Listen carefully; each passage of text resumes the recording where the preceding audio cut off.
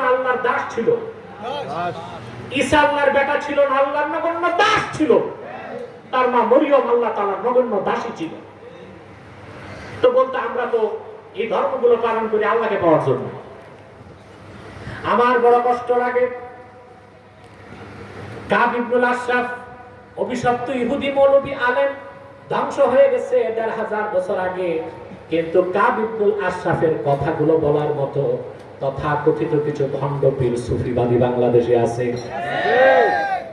তারা মানুষ কি শিখায়, যে যার ধর্ম পালন করুক সমস্যা নেই, সুফিবাদ চর্চার মাধ্যমে আল্লাহকে পাওয়া যাবে। এই কথাটা কুফর কিনা? শক্তি দিয়া বলতে হবে কুফর কিনা?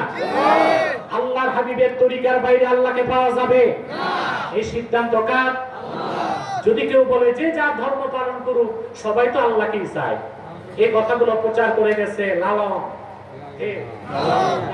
ঐতিহাসিকরা এখনো সিদ্ধান্তে বসতে পারে নাই লালন কি হিন্দু ছিল না মুসলমান ছিল।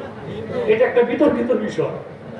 মানে সে ছিল একটা সন্ন্যাসী, একটা ধর্ম, সে লালন একটা ধর্ম বের করে গেছে, মানে যত আকাম কুকাম ওর ধর্মে, লালনের ধর্মে এগুলো বৈধ কাজ, বুঝলেন? নাউজুবিল্লাহ। তো সে ওগুলো প্রচার করে গেছে যে যে ধর্ম পালন করুক সে তো আল্লাহকেই চায় না। আল্লাহকে পাইতে হলে তরিকা ধারণ করতে হবে। কি লাগবে? ইহুদিদের কথার জবাবে, খ্রিস্টানদের কথার জবাবে, আর মক্কা মুকাররমার মুশরিক যারা ছিল, মুশরিক উতবা, শায়বা, মুগীরা, আবুল মুখতারি সব ছিল মুশরিক। কি ছিল? ওরা কিন্তু আল্লাহকে বিশ্বাস করত, কিন্তু দেব দেবীরে কি করতো? খোদা মানত, খোদা মানত, দেব দেবীরে খোদা মানত। তো আল্লাহ হাবিব সাল্লাল্লাহু আলাইহি ওয়াসাল্লাম আল্লাহ বলেছেন আপনি তাদেরকে জিজ্ঞেস করুন, ওয়ালা ইন সাআলতাহুম মান খালাকাস সামাওয়াতি ওয়াল আরদ লা ইয়াকুলুনাল্লাহ। আপনি যদি তাদের জিজ্ঞেস করেন আকাশ জমিন কে তৈরি করেছে, মুশরিকরা এক কথায় বলবে আল্লাহ সৃষ্টি করেছেন। আল্লাহ তাআলা বলেন, তাহলে প্রশ্ন করেন আপনি মুশরিকদেরকে, তাহলে আল্লাহকে বাদ দিয়া এই হাতে বানানো লাত, মানাত, উজ্জা ৩৬০টা খোদা নামের বেহুদার ইবাদত কেন করো? ওরা জবাব দিয়েছে এগুলোরে আসল খোদা মানি না, মানি তো আল্লাহকে। ওয়া মা না'বুদুহুম ইল্লা লিয়ুকাররিবুনা ইলাল্লাহি যুলফা। এগুলোর ইবাদত করি যেন এদের ইবাদতের মাধ্যমে এরা আমাদেরকে আল্লাহ পর্যন্ত পৌঁছায় দেয়, যেন আমরা আল্লাহর নৈকট্য পেতে পারি। এই সব ছিল কি তরিকা? ভুল তরিকা। ইহুদিদের তরিকা ভুল, খ্রিস্টানদের তরিকা ভুল, মুশরিকদের তরিকা ভুল। আল্লাহ পর্যন্ত পৌঁছার জন্য আল্লাহ একটা তরিকা বলে দিয়েছেন। আল্লাহ বলেন, কুল ইন কুনতুম তুহিব্বুনাল্লাহ। প্রিয় হাবিব মুহাম্মদ সাল্লাল্লাহু আলাইহি ওয়াসাল্লাম অবিশ্বাসীদেরকে, কাফেরদেরকে, মুশরিকদেরকে বলে দেন, যদি তোমরা আল্লাহকে ভালোবেসে থাকো, ফাত্তাবিউনি, তাহলে আমি মুহাম্মদ সাল্লাল্লাহু আলাইহি সাল্লামের অনুসরণ করো।